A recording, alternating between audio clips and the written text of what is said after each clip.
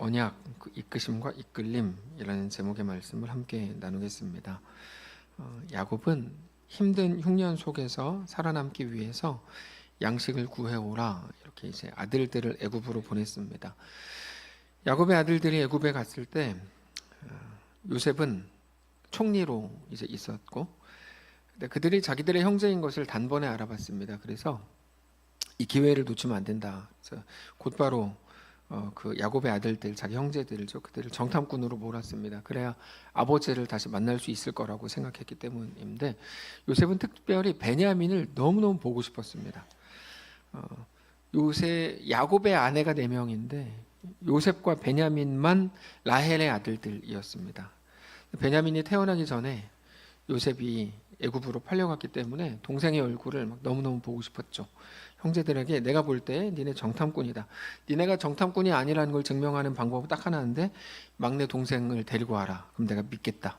그래서 이제 3일 동안 가두고 일단 양식을 주고 다시 이제 가나안으로 돌아가게 합니다. 그리고 그 한 명 그 시므온만 잡아두고 나머지를 다 보냅니다.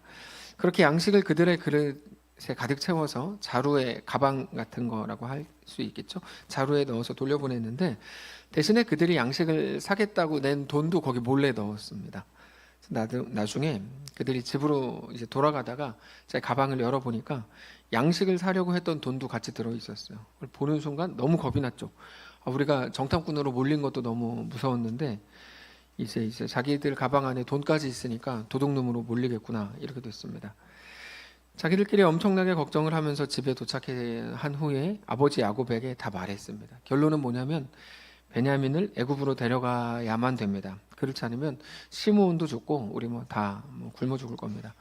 그러니까 야곱이 아들들을 원망하기 시작합니다. 니네 때문에 그렇다. 니네가 동생이 있다는 말을 왜 했냐. 그러면서 다 니네 때문이다 이렇게 이제 합니다. 야곱이라는 사람에 대해서 우리가 조금 전에도 묵상을 했고 지금 생각을 해봐야 되는데, 야곱이라는 사람 자체가 늘 원망하는 사람입니다. 늘 원망하고 나는 괜찮은 것 같은데 너 때문에 내가 망했다 그러고, 내가 장자가 아닌 걸로 태어나가지고 나는 망했다 막 이러고 늘 억울해하고, 라반에게도 나는 사기친 게 하나도 없는데 왜 나한테만 뭐라 그래, 이런 사람이었습니다. 그렇게 볼 때 오늘 본문에서 일어나는 이 모든 일들이 야곱이 생각할 때 너무 억울한 거죠. 이제는 베냐민까지 잃어버리게 생겼다 이겁니다. 그래서 그때 르우벤이 내가 베냐민을 데리고 갔다가 못 돌아오면, 베냐민을 데리고 못 오면 제 아들들을 죽이십시오. 그럴 만큼 내가 책임지고 베냐민 데려오겠습니다. 아무리 그렇게 말해도 야곱이 그 말을 듣지를 않았어요.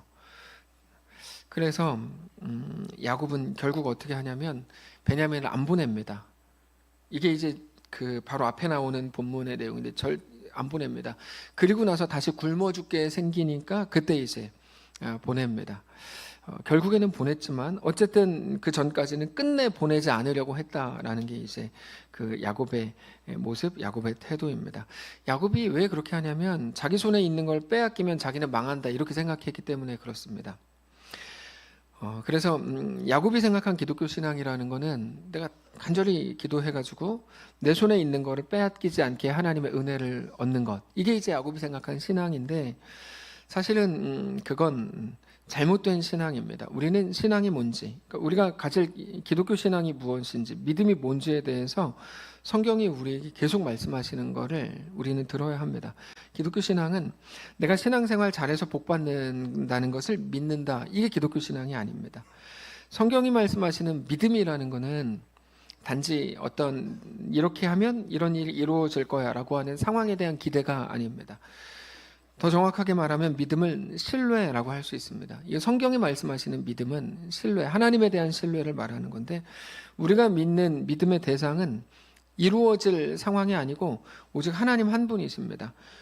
우리가 믿는 하나님은 내가 원하는 어떤 상황이나 혹은 내가 두려워하는 어떤 일들보다 당장 실제적으로 우리 눈앞에 있는 그 어떤 그것보다 더 크신 분이 우리가 믿는 하나님이십니다.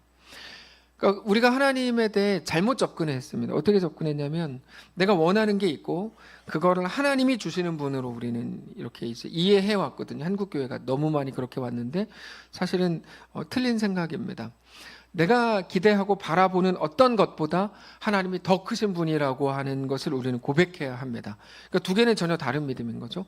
내가 생각하는 그것을 하나님이 주실 수 있으니까 하나님께 기도해가 우리가 이제까지 잘못 접근해왔던 방식이라면, 기독교 신앙, 성경은 그렇게 말하지 않고 그것보다 하나님이 더 크시다고 말씀하시는 거죠.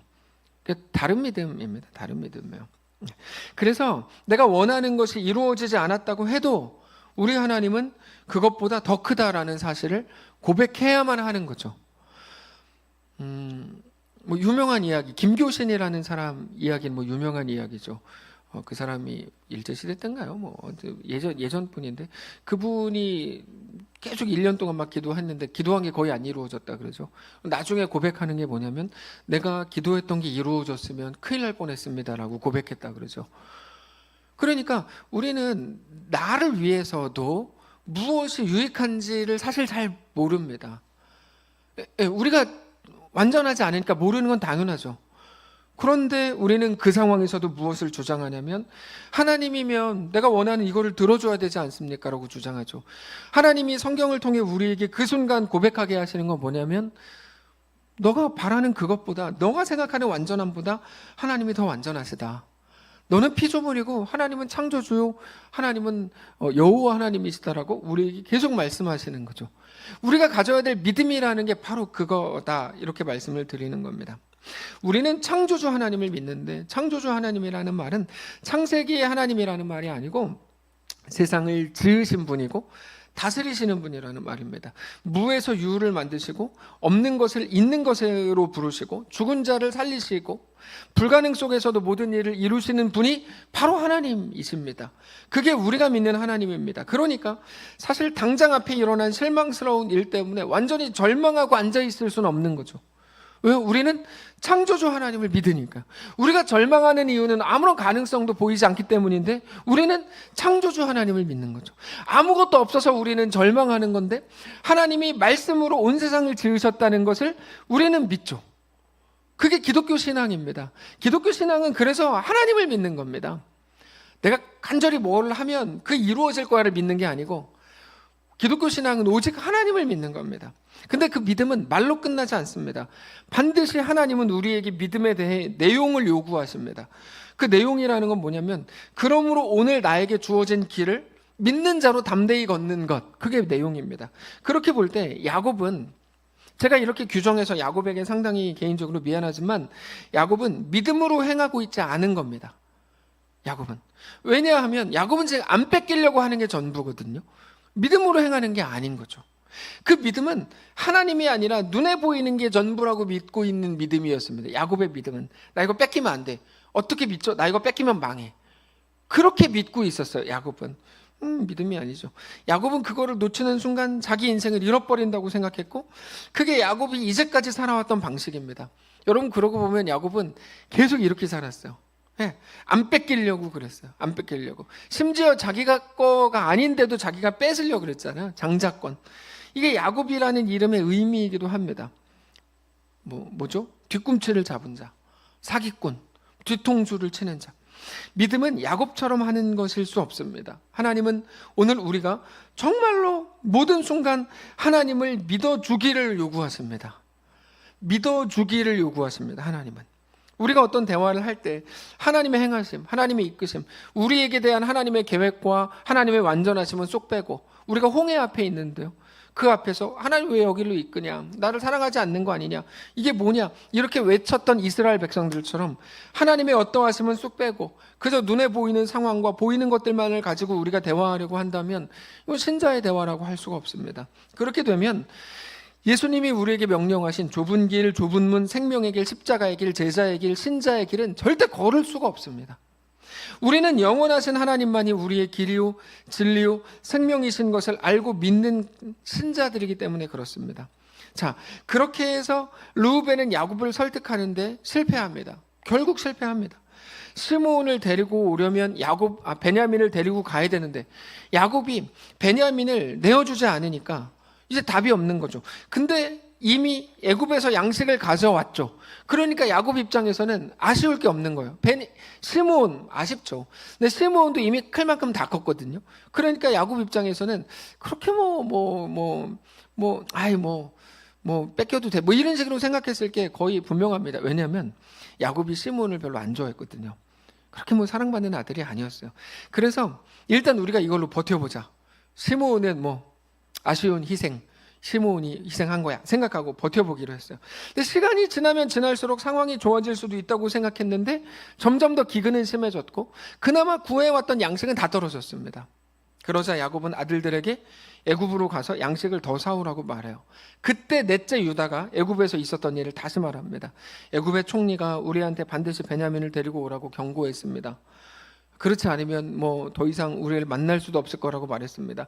아버지께서 베냐민을 우리와 함께 갈 수 있도록 내주시면 우리가 양식을 구하러 애굽에 갈 수 있지만 아버지께서 베냐민을 내어주지 않으면 우리는 애굽에 갈 수 없습니다. 그러니까 이게 처음에 설교 시작할 때부터 지금까지 계속 똑같은 말만 하고 있는 건데 제가 똑같은 말 하는 게 아니고 이 내용이 계속 똑같은 말만 계속 반복하고 있는 거예요. 베냐민 주세요. 못 준다. 베냐민 주세요. 못 준다. 계속 이 얘기. 그러다가 야곱이 너무 짜증났어요. 야, 니네는 왜 동생이 있다는 말을 해서 나를 괴롭게 하냐? 6절을 보시면 소리를 질러요. 이스라엘이 이르되 너희가 어찌하여 너희에게 또 다른 아우가 있다고 그 사람에게 말하여 나를 괴롭게 하였느냐? 그러면서 막 이렇게 화가 났어요. 그러자 아들들이 아니 뭐 처음에 정당꾼이냐고 뭐 몰아세우니까 우리도 그렇게 얘기한 거고 우리 집안에 대해서 잘 아는 것처럼 물어보니까 아버지도 살아계시고 동생도 뭐 있고 뭐 이렇게 얘기한 거지 우리가 처음부터 뭐 이렇게 될 줄 알았습니까? 이렇게 또 막 이야기하면서 아버지가 처음부터 고집만 안 부렸어도 우리가 애굽에 2번은 더 다녀왔습니다. 이렇게 10절 보시면 우리가 지체하지 아니하였더라면 벌써 2번 갔다 왔으리이다 이렇게 말합니다. 야곱이 돌아가는 판을 이제 다 보니까 진짜 답이 없는 거예요. 답이 없었어요. 아, 우리 다 이러다 이제 다 굶어 죽겠다. 그래서 어떻게 하냐면 야곱이 오늘 본문을 보니까 드디어 그들의 말에 설득이 됩니다. 설득이 됩니다. 자, 힘이 없어 보이시나요? 너무? 야곱이 좀 못나 보이나요? 끝까지 뭐라도 했어야 되나요? 야곱이 베냐민을 내주지 않겠다고 했으면 끝까지 안 내줘야지. 이게 뭐라고 여기서 딱 왜 내주냐 이런 생각이 드시나요? 야곱이 이렇게 말해요. 그러면 애굽의 총리한테 가라. 선물을 가지고 가라. 지난번에 니네가 뭐 돈 주고 샀다고 했는데 돈까지 들어있었으니까 그건 갖다 줘야 되는 거 당연하고 새로운 양식을 구해야 되는 돈까지 2배로 가지고 가라. 니네 말대로 베냐민도 데리고 가라. 이제 모든 거를 다 포기한 것 같은 모습이죠. 그러면서 너무 중요한 말을 해요. 이제 모든 일들이 우리 손을 떠난 것 같으니 우리가 이제 할 일은 하나님의 은혜를 구하는 것밖에 더 있겠냐? 이렇게 말해요. 14절. 전능하신 하나님께서 그 사람 앞에서 너희에게 은혜를 베푸사 그 사람으로 내가 너희 다른 형제와 베냐민을 돌려보내게 하시기를 원하노라. 내가 자식을 잃게 되면 어쩌겠냐? 이르리로다. 이렇게. 여러분 야곱의 평생 동안 계속 못 낳는데 정말 못난 사람이거든요. 야곱이 가끔 멋있을 때가 있어요. 어깨에서 힘이 다 빠질 때는 야곱은 제일 멋있어요. 야복강에서 하나님의 천사가 씨름하다가 한 대 맞고 힘이 다 빠지잖아요. 그때. 그 다음에 형 에서를 속여 먹으려고 하다가 아버지 이삭을 속여 먹으려고 하다가 어머니 리브가가 불러가지고 너 지금은 안 되겠다. 너 일단 도망가 있어 라고 할 때 힘이 다 빠져서 도망가거든요. 라반과의 처음에는 좋았지만 나중에 또 막 이렇게 싸우고 막 그러다가 라반의 아들들에게 뭐 잡힐 뻔하고 막 이러다가 힘이 다 빠지고 오늘 본문에서도 끝까지 내가 베냐민을 너희한테 못 뺏겨 그러다가 힘이 다 빠지는데 세상에 볼 때는 우습죠. 이 모습이. 야, 뭐냐 이게 가오가 있지 막 이렇게 저 가오가 무슨 말 어느 나라 말인지 몰라요. 하여튼 뭐 가오가 있지 뭐냐 이렇게 할 때 어깨에서 힘이 다 빠지고 항복을 하거든요. 세상에서 볼 때는 그게 제일 무능한 건데 영적으로는 가장 능력 있는 순간입니다. 힘이 다 빠지는 순간. 가장 능력 있는 순간이에요. 그 말을 하고 나서 베냐민을 형들과 함께 애굽으로 보냅니다. 오늘 본문의 설명을 길게 들으셨는데 결론은 이겁니다. 야곱은 버텼다. 근데 버티다 못해 끝내 항복했다. 이게 오늘 본문입니다. 근데 우리가 잘 아는 것처럼 야곱은 평생 동안 그렇게 살았습니다. 끝까지 버티고 항복하지 않고, 그러다가 마지막에 정말 어쩔 수 없는 자리까지 가면 그때 항복해요. 그래서 야곱이 인생에 대해서 창세기 32장을 다루면서 하나님과 씨름하는 자, 이게 야곱의 별명이라고 말씀드렸어요. 정치 이야기가 아닙니다. 저 지금 누구 이야기하는 게 아닙니다. 그냥 야곱 이야기하는 겁니다. 끝까지 버틸 만큼 버티다가 안 하겠어요. 근데 하여튼 야곱, 오늘 본문에서도 야곱은 비로소 항복합니다. 근데 이 비로소 항복했다는 이 말이 무슨 말이냐면, 하나님은 처음부터 야곱에게 항복을 요구하셨다는 말이에요. 여러분, 이건 굉장히 중요합니다. 우리가 창세기 37장 이후를 조금은 잘못 보았는데 오늘 제대로 된 시선으로 봐야 돼요. 자, 잘 생각해 보세요. 이미 바로의 꿈을 통해서 7년 풍년, 7년 흉년을 말씀하셨습니다. 그거는 요셉을 총리로 만들려는 게 아니라 야곱의 가족들을 애굽으로 불러들이기 위한 하나님의 방편이었습니다. 그래서 시편 105편을 보면 마치 시작이 한 사람을 하나님이 먼저 보내셨다라고 시작하는 것 같지만, 그 전을 보면 하나님이 야곱의 가족들을 애굽으로 끌고 가기 위해서 한 사람을 미리 앞서 보내신 걸로 나옵니다. 그 한 사람이 당연히 요셉이지만, 요셉을 먼저 보내신 이유는 야곱의 가족이 애굽에 가게 하시기 위해서였습니다. 그거를 준비하는 자로 요셉을 보내신 겁니다. 자, 우리가 상식적으로 생각할 때 하나님이 야곱을 애굽으로 이끌기 위해서 요셉의 인생과 여러 가지 일들을 그렇게 오랫동안 사용하신 거라면 하나님이 야곱에게 어떤 일도 하지 않으셨을까요? 야곱을 애굽으로 이끌기 위해서 당연히 야곱에게 무언가 말씀하시고 보여주시고 무슨 일들을 당연히 행하셨겠죠. 그러다가 야곱이 가장 아끼는, 근데 야곱이 변화가 없으니까 야곱이 가장 아끼는 요셉을 먼저 보내신 거죠. 뿐만 아니라 이번에는 요셉을 보냈는데도 정신을 못 차리고, 야곱이 시므온이 뺏겼는데도 정신을 못 차리니까 요셉보다 더 야곱이 아끼는 아들 베냐민까지 끌려가게 된 상황이 된 겁니다. 왜 이렇게까지 하나님이 몰아가신다고요? 야곱을 애굽으로 이끄시려고. 그렇죠? 그러니까 요셉이 애굽의 총리가 된 건 요셉이 잘해서나 그런 문제가 아니고 야곱을 애굽으로 이끌기 위한 하나님의 방편이었던 거예요. 그렇죠? 그러니까 우리는 이 일에서, 제가 왜 자꾸 이렇게 열을 내냐면, 우리가 이 일에서 요셉만 보거든요. 요셉이 이렇게 고생했다, 요셉이 감옥 갔다, 요셉이 총리가 됐다. 근데 사실은 그게 중요한 게 아니고 하나님이 야곱을 애굽으로 이끌기 위한 방편이었다. 그렇다면 하나님이 요셉을 사용해서 그렇게까지 했을 정도라면 당사자였던 야곱에 대해서는 얼마나 더 많은 일들을 하나님이 행하셨겠는가 하는 겁니다. 자, 순서적으로 볼 때 마침 흉년이 들었고, 그래서 야곱을 굶어 죽지 않게 하려고 애굽으로 피신시킨 게 아니라, 순서가 그렇게 되는 게 아니고 처음부터 야곱을 애굽으로 이끌기 위해서 하나님이 흉년을 사용하신 겁니다. 그러니까 거기까지 가는 동안에 나오는 모든 것들, 요셉, 채색옷, 보디발, 노예, 유혹, 감옥, 총리, 꿈, 7년의 풍년, 흉년, 베냐민, 이 모든 것들인데, 이 모든 것들은 하나님의 목적, 야곱을 애굽으로 이끌기 위한 방편들이었다는 말입니다. 여기까지 이해가 되시죠? 어렵지 않죠? 그럴 만큼 하나님이 야곱을 이끌려고 했다는 말인데, 이 말을 조금 바꿔서 말하면 그렇게 많은 것들이 동원될 때까지 그만큼도 야곱은 하나님의 말씀을 따르지 않았다는 말인 거예요. 여기까지 이해가 되세요? 그러니까 하나님은 무슨 수를 써서라도 하나님의 계획, 야곱을 애굽으로 이끌려고 하는데 야곱이 계속 안 들어요. 끝까지 버텨요. 그러다가 요셉, 시므온, 베냐민 이렇게 되는 겁니다. 하나님 나라적 관점으로 볼 때 하나님은 계속해서 야곱에게 말씀하셨고 야곱을 이끄시려고 했고, 야곱은 끝까지 버텼다는 겁니다. 야곱은 하나님의 이끄심대로 가면 하나님이라는 건 생각도 못하고, 야곱은 하나님의 이끄심대로 가면 자기는 모든 것을 빼앗기고 자기는 망하고 자기는 모든 행복을 잃어버릴 거라고 생각했습니다.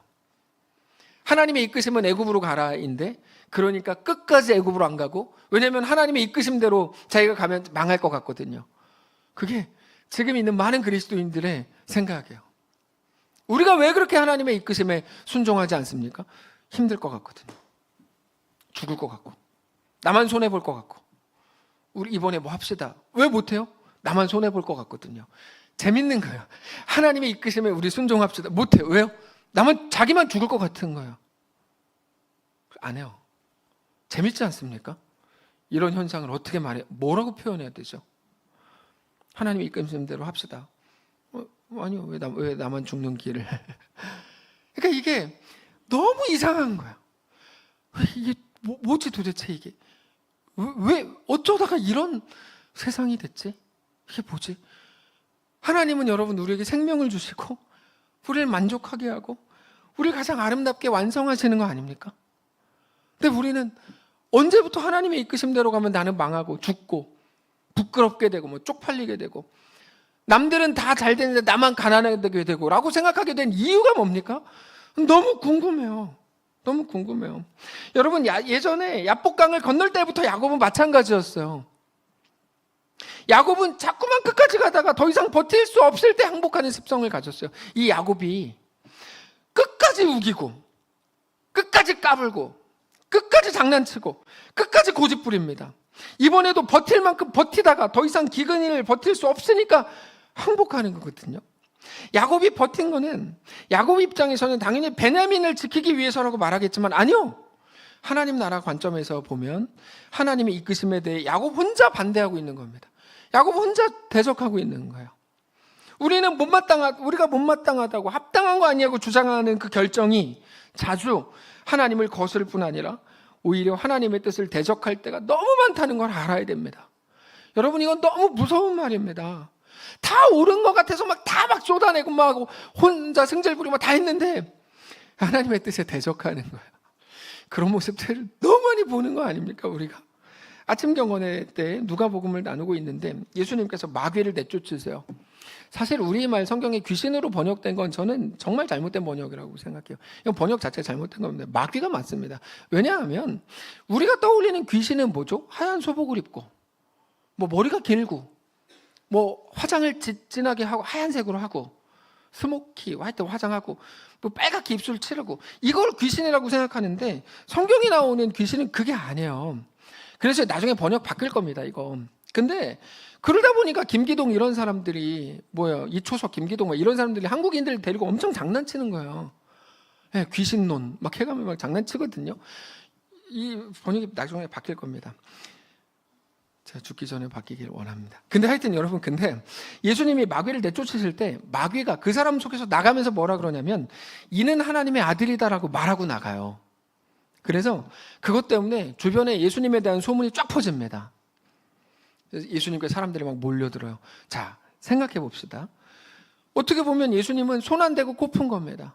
사람들이 더 많이 모였고 그러면은 예수님이 더 인정받고 더 유명해지고 어떻게 해서라도 사람들을 모으고 세력을 만드는 게 여러 가지로 좋은 거 아니야? 이렇게 생각할 수 있죠. 상식적으로. 근데 우리 예수님 뭐라 그러시냐면 마귀에게 그런 말 하지 말라고 꾸짖으십니다.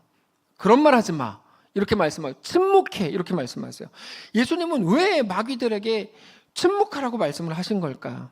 거기에는 분명한 몇 가지 이유가 있는데 먼저 우리 예수님께서 그들을 꾸짖으심으로 그들에게 대한 권세를 보여주시는 거죠. 예수님은 그들과 동급이 아니라 그들에게 명령하실 수 있는 분이라는 걸 말씀하시는 거예요. 바람과 파도를 꾸짖어서 잠잠케 하시는 우리 예수님이시죠. 그리고 그거보다 더 중요한 이유가 있는데 그건 뭐냐면 사람들이 예수님께 몰려들 때 예수님께 나올 때 최소한 마귀의 말을 듣고 모이는 걸 예수님이 너무 기분 나쁘신 거예요. 마귀가 돌아다니면서 저분 하나님의 아들이셔 이 말을 듣고 사람들이 모이면 그거는 사람들이 마귀의 말 때문에 모인 건데 너무 이상하잖아요. 그렇죠? 어떻게 해도 결과만 좋으면 되는 거 아니에요? 그거 웃기는 소리예요. 하나님 나라는 그렇지 않아요. 어떻게 해도 결과만 좋으면 되는 게 아니에요. 마귀의 말을 통해 예수님께 사람들을 나온다는 게 너무 이상한 모습이라서 예수님 너 조용히 해라고 말씀하세요. 예수님은 마귀의 도움을 받는 분이 아닙니다. 마귀는 처벌 대상이지 예수님을 돕는 자가 아닙니다. 우리 예수님은 예수님의 말씀을 통해서 우리를 다스리시고 우리를 이끄시고 우리에게 구원을 이루시는 분이라는 것을 보여주십니다. 근데 그거보다 더 중요한 한 가지가 있습니다. 더 중요한 한 가지. 예수님은 마귀에게 왜 조용하게 하고 왜 가만히 있게 했나? 그 가장 중요한 이유는 하나님의 때가 있기 때문에 그렇습니다. 하나님의 때. 예수님은 하나님의 때가 되면 마귀가 그렇게 막 날뛰어 돌아다니지 않아도 예수님이 메시아라는 정체성이 밝혀질 거고, 하나님의 때가 되면 십자가를 지시고 십자가에서 죽으실 겁니다. 하나님의 때가 되면 3일 만에 부활하실 겁니다. 근데 악한 마귀는 하나님의 때와는 관계없이 그냥 자기가 떠벌리고 다니고, 그렇게 해서 사람들을 몰려들고, 그러면 예수님은 그들을 상대하셔야 되는 모든 것들은 하나님의 계획이 아니라 악한 마귀의 악한 계획에 떠밀려 가는 건데, 예수님은 그런 방식을 따라가지 않으실 작정이셨습니다. 예수님에게 가장 중요한 건 얼마나 사람들이 모이냐가 아니고 하나님의 때, 하나님의 시간, 하나님의 방식이었죠. 얼마나 많은 사람들이 모이고, 얼마나 더 쉽고 합리적으로 일하고, 더 많이 모이고, 일이 더 잘 진행되고, 문제가 사라졌는가 하는 건 중요한 문제가 아닙니다. 그렇지 않습니다. 우리는 원하지 않는 상황들을 원하지 않고 예상하지 못했던 때에 만나죠. 그럼 우리에게 주어진 하나님의 요구, 숙제는 뭘까요? 그 속을 믿음으로 살 수 있으니까 믿음으로 할 수 있는 말들을 해봐라. 그 속에서 믿음으로 결정을 해라 라는 명령과 함께 모든 상황이 주어지거든요. 근데 우리는 그거를 하지 않고 그 순간 하나님이 되려고 하죠. 하나님이 내 방법과 내 원함과 내 실력을 가지고 무언가를 이루어내려고 하죠. 여기에서 다 어긋나는 겁니다. 기독교의 메시지는 무엇인가 하면 오직 모든 순간 하나님의 이끄심 앞에 엎드리고 굴복하고 순종하고 충성하는 것뿐입니다. 신기한 일을 더 보여주고 더 잘 먹고 더 잘 살게 해주고 행복을 느끼게 해야 하는 것이 복이 아니라, 무엇이 복입니까? 베냐민을 죽어도 뺏기지 않는 게, 그러면서도 양식을 많이 갖게 되는 게 복이 아니라 무엇이 복입니까? 하나님은 왕이십니다. 하나님이 나의 전부입니다. 오직 하나님이 홀로 찬양을 받으시길 원합니다. 내 손을 떠난 문제이니 하나님의 방식으로 가장 완전하게 이루실 것을 나는 믿습니다라고 고백하고 엎드리는 게 복이죠. 그래서 누가 보기에는 너무 하찮고 힘없어 보여요. 매력이 하나도 없어 보여요. 으쌰으쌰 하는 사람들이 볼 때는 기독교의 메시지가 엄청 힘이 없어 보여요. 뭐냐 저게, 이렇게 해버리죠. 근데 에스더는 뭐라고 말해요? 죽으면 죽으리더라고 말하죠. 그래서 오늘 본문에서 야곱은 끝내 베냐민을 보내도록 어쩔 수 없이 죽지 못해서 허락을 한 것이지만, 오늘의 이 본문은 야곱이 울고 억울해하고 흑역 쌓이고 그런 본문이 아니고 야곱의 인생의 가장 복된 순간 중에 하나입니다. 왜요? 하나님 앞에 항복하고 있거든요. 사랑하는 성도 여러분, 우리에게 가장 복된 순간은 언제냐면 무언가를 얻고 이름을 얻고 영광을 받았을 때가 아니라 힘이 다 빠져서 오직 하나님만 나의 아버지입니다. 내가 진짜 그냥 겉으로 하는 소리가 아니고 진짜 고백합니다 라고 하나님 앞에 엎드리는 순간이 우리에게 가장 복된 순간인 것을 알게 되시기를 원합니다. 정말입니다. 여러분, 이게 기독교의 메시지라는 생각이 들지 않으세요? 그거는 오늘 우리들에게도 완전히 똑같아요. 로마서 8장 26절에 이렇게 고백해요. 이와 같이 성령도 우리 연약함을 도우시나니. 우리 연약함이라고 하는 건 힘이 없음이 아닙니다. 연약함이 뭐냐? 성령이 말씀하신 연약함. 우리는 마땅히 기도할 바를 알지 못하는 것. 이게 무슨 말이냐면, 다른 말로 하면 기도 제목을 잘못 정한 게 우리 연약함이에요. 기도 제목을 잘못 정한 거. 오직 성령이 말할 수 없는 탄식으로 우리가 마땅히 해야 되는 기도를 성령이 대신 간구하시니라. 여러분, 우리는 우리의 원함에 대해서 너무 민감합니다. 내가 무엇을 얻었는지, 혹은 원하는 걸 얻지 못했는지, 모든 일들이 내가 원하는 방향으로 가고 있는지, 내가 원하지 않는 방향으로 가는지를 늘 예민하게 살핍니다. 근데 그거는 틀린 기도라고 말씀하세요. 틀린 기도. 마땅히 기도할 내용을 틀렸답니다. 그래서 지금 시대가 어려운 겁니다. 왜냐하면 뭐라고 기도해야 될지 우리는 모르거든요. 제가 지난 화요일 날 밤에 국회로 갈까 말까 엄청 고민했어요. 갈까 말까. 근데 수요일 아침에 예배가 있어서 안 갔어요. 예배가 절 살렸어요. 근데 우리가 이런 모든 일들을 지나오면서 어려운 게 이거예요. 어떻게 기도해야 되지? 여러분, 이거는 정말 어려운 문제예요. 그냥 쉽게 생각하시죠. 하고 싶은 말이 많은데 하지 않겠어요. 근데 쉽게 생각하죠. 근데 사실 쉬운 문제는 아닙니다. 왜냐하면 무엇이 옳은지, 무엇이 하나님의 뜻인지 우리는 잘 모르기 때문입니다. 그러나 우리가 정말 기도해야 되는 거, 이 순간에 저 지금 정치 얘기하는 게 아닌데 자꾸 그렇게 오해하실까 봐, 저는 지금 애굽 얘기하는 겁니다. 자, 우리가 정말 소망하고 우리가 늘 간절히 구해야 되는 일은 내가 원하는 정답을 얻어내고 내 정의와 내 옳음을 펼치는 그 일이 아니라 내가 오늘 모든 일들 앞에서 하나님의 뜻 안에 거하기로 결정하는 겁니다. 어렵죠? 엄청 어렵잖아요. 뭐 어떻게 하라는 거야? 막 이런 생각 드시죠? 그러니까 제가 이렇게 말하자마자 몇 분이 지금 저 째려보고 있으세요. 내가 무슨 얘기를 했나? 아무 얘기도 안 했는데. 네, 여러분, 중요한 건 그겁니다. 내가 오늘 하나님의 뜻 안에 거하는 것, 하나님의 백성이 되는 것, 내가 아니요 오직 그리스도이십니다라고 고백하게 되는 것, 그게 기독교의 메시지고 하나님의 뜻입니다. 분명한 건 금방 선명해질 겁니다. 우리는 하나님의 뜻을 알지 못한다고 말하고 있는지도 정말 모를 수 있습니다. 모릅니다. 우리는 야곱이라 그러면 야곱이 하나님의 거대한 계획을 어떻게 알아요? 하나님이 날 애굽으로 보내고 계시는 거야. 야곱 몰랐어요. 어떻게 알아? 몰랐어요. 야곱 다 몰랐습니다. 요셉도 몰랐습니다. 근데 그래서 우리는 기도해야 됩니다. 뭐라고 기도해요? 하나님의 뜻 알기를 기도하는 게 아니고, 내가 오늘도 하나님 안에 그저 거하기를, 내가 원했던 내 나라가 아니라 내가 죽고 예수가 사시는 하나님 나라가 우리 속에 임하기를 늘 기도해야 됩니다. 그게 우리에게 대한 하나님의 명령입니다. 명령입니다. 우리 교회는 지난 44년을 하루같이 그렇게 왔다고 저는 확신합니다. 우리 교회의 유일한 자랑이 있다면 매 순간 하나님이 하나님의 방식으로 이끄셨다는 겁니다. 우리 교회의 가장 강력한 자랑입니다.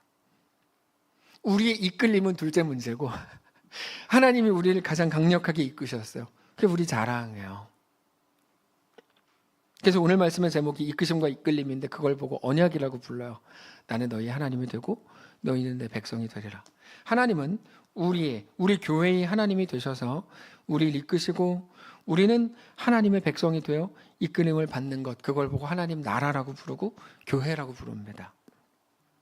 참 많은 일들이 있었죠. 우리 교회만 해도 44년입니다. 얼마나 많은 일들이 있었겠어요. 44년인데 여러 사건들, 부끄러운 일들, 이런 일들도 있었다고 할 만한 것들, 또는 너무 기쁘고 감격스럽고 감사한 일들, 모든 게 기록이 되지 않았다고 해도 우리 마음속에, 우리 머릿속에 깊이 새겨져 있는 것들이 너무너무 많아요. 근데 제가 객관적으로 우리 교회를 보면, 우리 교회를 잠깐 소개하면, 우리 교회는 매우 특이한 교회였습니다. 예전부터. 제가 우리 교회 1호 유아세례 교인입니다. 그래서 제가 많은 것들을 봤잖아요. 우리 교회의 가장 특이한 점은 뭐냐면 너무 젊은 교회예요. 저는 이거는 교회마다 특성이 다 달라요. 근데 우리 교회는 이거는 너무 예전부터 신기한 일이었어요. 너무 젊은 교회였어요. 한 번도 우리 교회가 젊지 않았던 적이 없어요. 이 근방에서 제일 먼저 하나의 예입니다. 드럼과 기타로 찬양한 교회가 우리 교회입니다. 우리 교회가 그렇게 기타와 드럼을 치기 바로 얼마 전에 총신대 어떤 한국 교회에서 가장 유명한 음악 교수님이 드럼은 사탄의 악기다, 이렇게 시험 문제 낸 적이 있어요. 드럼은 사탄의 악기인가? 동그라미 하면은 오케이, X 이렇게 하면 이제 F 이렇게 한 적이 있을 만큼 그 시대 문화가 상당히 그랬음에도 불구하고 굉장히 이렇게, 윤양배 장로님은 우리 교회 첫 번째 기타리스트. 그쵸, 장로님? 네, 이거 봐요. 지금 머리가 저렇게 하얗게 샜다고 해야 되나? 하여튼 그렇지만 이제 1차 밴드부 1기. 근데 우리 교회가 항상 그랬어요. 그러니까 문화가 앞섰다는 말을 하는 게 아니고 깨어 있었다는 말을 하는 거예요. 깨어 있었다. 물론 간혹 쉬운 찬양 좀 하자고 소리 지르는 분들도 계셨어요. 저 찬양인도 할 때. 지금은 뭐 살아계시지 않는데 그래도 우리가 꿋꿋하게 살아왔습니다. 단지 젊은이가 많은 교회다 이런 게 아니고 생각이 젊고 늘 성경을 향하려고 몸부림을 치는 교회가 우리 교회였습니다. 사실입니다. 지금은 어린아이들이 많아서 늘 아기들의 울음소리가 있는 교회죠. 이거 우연히 됐거나 어쩌다가 된 거 아닙니다. 이거 어떤 분들이 그냥 우습게 보는데 여러분 이거 우스운 일 아니에요. 놀라운 일, 그러니까 결과물이라고 말하는 게 아니고 하나님이 우리에게 대한 하나님의 이끄심에 대해서 우리가 명확히 알 수 있는 부분이라고 말씀드리는 거예요. 어떤 분이 저에게 이렇게 말한 적이 있어요. 예전에 목사님 청년들 많은 거 뭐 그렇게 좋아하세요? 그럼 좋은 거 아니에요? 그랬더니 그게 뭐가 좋아요? 걔네는 돈만 쓰지 헌금도 안 하는데. 제가 그 얘기를 듣고 무지열 받았어요. 그래서 제가 네 이렇게 인사하고 이제 나왔어요. 좀 싸움을 항상 피하는 스타일은 아닌데 그래도 하나님이 우리를 어떻게 이끌어 가시는지, 우리에게 대한 하나님의 이끄심과 목적이 무엇인지 우리는 알아야 돼요. 지금은 누구도 하지 않는 선교의 방식으로 멋지게 감당하고 있죠. 여러분 이거 하나님이 우리를 어떻게 이끌어 가시는지 우리가 객관적으로 못 보면 이상한 말들만 하게 되실 거예요. 하나님 우리를 어떻게 이끌어 가시는지 우리가 명확히 알아야 돼요. 모든 상황과 모든 영역과 구석구석에 왜 어려움이 없었겠습니까? 44년 오는데, 다만 그때가 중요한데, 어려움이 있는 그때가 중요합니다. 어떤 어려움인지 그걸 우리가 어떻게 해결할 수 있을지가 아니라 여러분 그거 하나님이 하실 거예요. 우리가 하는 일이 아니에요. 그거는 아까 말씀드렸죠. 우리 역할과 하나님의 역할이 달라요. 하나님이 되려고 하지 마세요. 하나님이 하실 건데 우리는 다만 무엇으로 부르심을 받았습니까? 모든 어려움 속에서도 우리는 우리에게 대한 하나님의 이끄심, 하나님의 요구, 하나님의 일하심을 볼 수 있어야 합니다. 그리고 그 앞에 엎드릴 수 있어야 합니다. 그리고 고백해야 돼요. 하나님은 나의 주인입니다. 하나님이 왜 내가 무슨 죄를 지었다고 나한테 이렇게 하세요가 아니고 하나님이 나의 왕입니다. 그럼요. 하나님 상황보다 더 크신 분이죠. 하나님 완전하시죠. 하나님은 전능하시죠. 하나님은 아무것도 없는 곳에서 세상을 창조하셨죠. 저는 그 하나님을 믿습니다라고 우리의 힘겨운 그 순간 우리는 고백해야 합니다. 그게 우리의 방향이고 우리의 방식이어야 합니다. 그래서 우리 하나님은 그럴듯한 사람, 훌륭한 사람을 쓰시지 않고 늘 부족한 사람, 뭔가 연약한 사람을 쓰십니다. 정말입니다. 아까 우리 장로님께서 기도하실 때 창립지 기념주일이니까 원로 목사님을 이제 이 땅에 보내셔서 이렇게 복음의 역할을 감당하게 하셨다고 감사의 기도를 드리셨지만 사실은 원로 목사님이 훌륭해서 하나님이 교회를 세워가시는 건 아니었을 겁니다. 제가 이렇게 말해도 되나? 근데 사실이니까요. 이건 한 개인에 대한 평가가 아니라 우리 모두가 마찬가지니까요. 그래서 남는 건 딱 하나예요. 그 은혜의 풍성함. 우리 머릿속에는 그거밖에 남지 않아야 해요. 그 은혜의 풍성함. 저희 앞에 써 있잖아요. 그렇게 하나님 나라를 이루어 가시고 그게 우리들이고 교회의 역사입니다. 제가 오늘 아침에 와서 교회에 와서 기도하는데 우리는 그 고백을 할 수밖에 없는 거죠. 앞에 써 있으니까. 우리 무슨 고백을 해요? 찬양팀이 아까 고백했던 가사가 너무 좋았어요. 내 평생 살아온 길 뒤돌아보니 짧은 내 인생길 오직 주의 은혜라. 저는 모르는 찬양이 오늘 생전 처음 들어봤는데 주의 은혜라 주의 은혜라 내 평생 살아온 길 주의 은혜라 다함이 없는 사랑 달려갈 길 모두 마치고 주 얼굴 볼 때 나는 공로 전혀 없도다 오직 주의 은혜라 지금까지 지내온 것 주의 크신 은혜라 한이 없는 주의 사랑 어찌 이루 말하랴 자나깨나 주의 손이 항상 살펴주시고 모든 일을 주 안에서 형통하게 하시네 주의 은혜라 주의 은혜라 내 평생 살아온 길 주의 은혜라 주의 은혜라 44년을 함께 걸었던 또 선배 세대로 걸었던 선배들을 진심으로 사랑하고 존경합니다. 여러분이 어려운 시대에 큰 희생을 하셨고 헌신하셨습니다. 감사합니다. 여기 있는 우리 모든 성도들도 오늘까지 오시느라 정말 수고 많으셨습니다. 하나님의 이끄심을 바라보면서 하나님의 백성으로 함께 잘 걸어가실 수 있기를 원합니다. 세상은 어지럽고 이거 분명 7년 전에도 똑같았던 것 같은데 또다시 복잡해졌습니다. 정치뿐 아니라 경제와 건강과 전염병과 우리가 할 수 있는 어떤 것도 사실은 하나도 없다는 것을 깨닫고 고백하게 됩니다. 이게 오늘 본문의 야곱의 고백입니다. 우리는 우리의 시대, 우리 상황을 그저 믿음으로 살아가도록 부르심을 받았습니다. 우리를 부르신 부르심은 그겁니다. 다른 게 아닙니다. 야, 너 더 열심히 해가지고 예수 믿는 사람으로도 더 높이 올라가서 그래서 하나님께 영광 돌려는 아닙니다. 말 자체가 틀렸습니다. 왜냐하면 그걸로 하나님 영광을 못 받으십니다. 요셉이 총리가 된 것 때문에 영광 받을 생각 하나도 없습니다. 그가 엎드리는 자가 되고 하나님이 내 아버지입니다 고백할 때 하나님은 그를 통해 영광을 받으시는 겁니다. 우리의 방식과 우리 생각이 아니라 오직 하나님이 우리를 가장 아름답게 완성해 주실 겁니다. 우리는 이해가 안 되는 모든 순간을 지나고 나면 마지막에 그 은혜의 풍성함만을 고백하게 될 겁니다. 말씀을 정리하겠습니다. 야곱은 끝까지 베냐민을 빼앗기지 않으려고 했지만 하나님께 항복하라고 하시는 게, 그렇게 하나님의 날개 아래 이제 너 고집 부리지 말고 하나님의 이끄심 안에 들어가라고 하는 게 오늘 본문입니다. 우리가 그와 같기를 원합니다. 우리 가정이 그와 같기를 정말 원합니다. 이제는 모든 상황과 모든 아픔, 모든 시련, 모든 복잡하고 막막한 그 속에서 하나님의 이끄심 앞에 이제는 엎드리실 수 있기를 원합니다. 우리가 할 수 있는, 우리만 할 수 있는, 우리에게 대한 하나님의 이끄심에 이끌리기로 하는 교회가 되는 것을 갈망하시기를 바랍니다.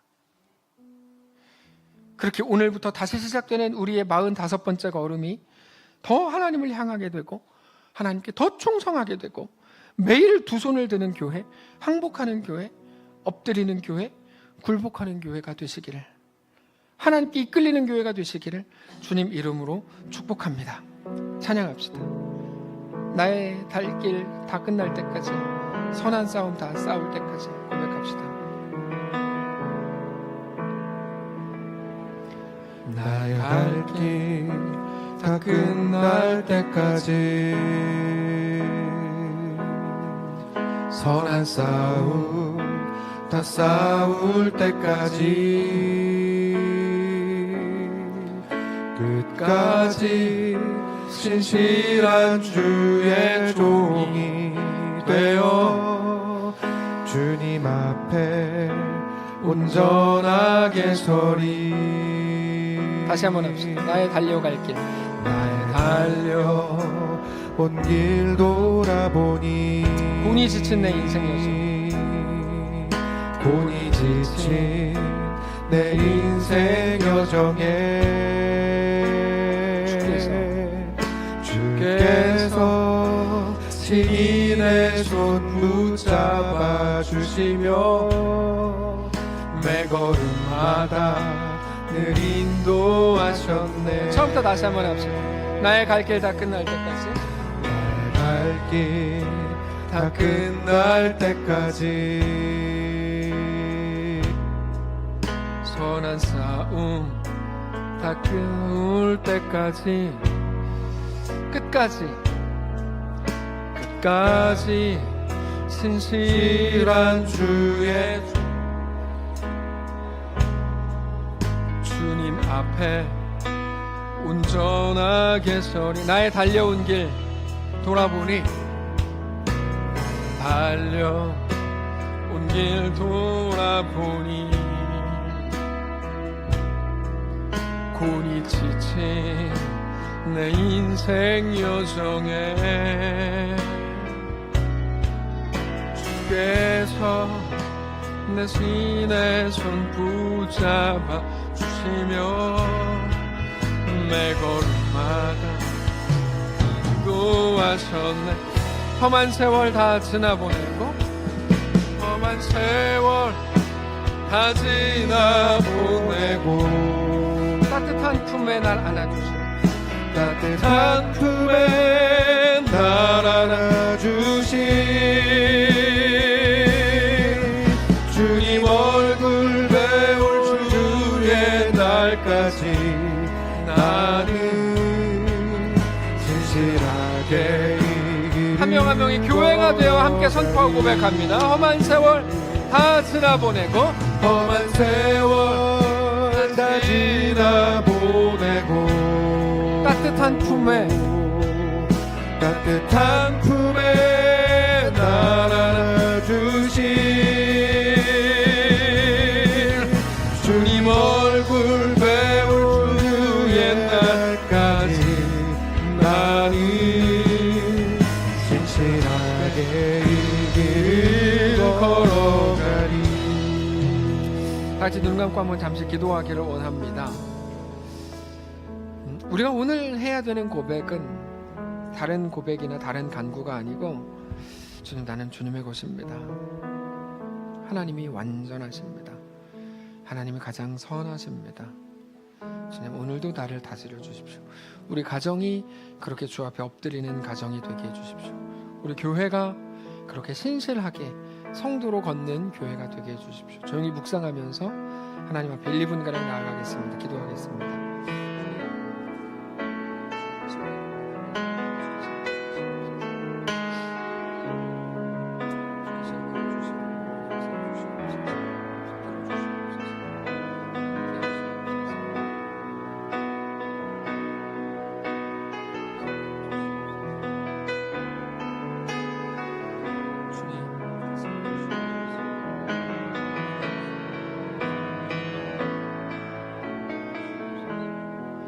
하나님, 주 앞에 엎드리기를 원합니다. 내가 막 살아가지고 했던 우리를 정말 불쌍히 여겨주시고, 이제 온몸에서 힘을 빼고 하나님이 나를 다스려 주십시오. 하나님이 왕이십니다. 하나님의 붙들림과 이끌림을 받는, 이끄심을 따르는 게 그렇게 죽을 것처럼 무섭고 겁나고 불편하고 막 싫었는데, 그런 우리를 주님 제발 다스려 주시고 불쌍히 여겨 주시고 진짜 하나님의 백성이 되게 해주시고, 그렇게 하나님의 온전한 성도로 살아가게 하시옵소서. 우리의 자녀들이 우리가 떠난 이후에도 하나님을 두려워하게 하시고, 그렇게 하나님 앞에 엎드리게 하시고, 우리의 가정이, 우리가 속한 이 교회가 그렇게 하나님 나라가 되게 해주옵소서. 우리 주인 되신 살아계신 예수님의 이름으로 기도합니다. 아멘. 이제는 우리 구주 예수 그리스도의 은혜와 하나님 아버지의 다함없는 사랑과 성령의 교통인도 역사 위로 함께 하심의 은사가 이 시간 주를 바라보며 예수 안에 허락된 그 길을 믿음으로 담대히 걷기를 소원하는 사랑하는 모든 성도들 머리머리 위에, 그들의 자녀들 위에, 그들의 가정 위에, 사랑하는 이 나라 위에, 이 교회 위에 이제로부터 영원까지 함께 계실지어다. 아멘.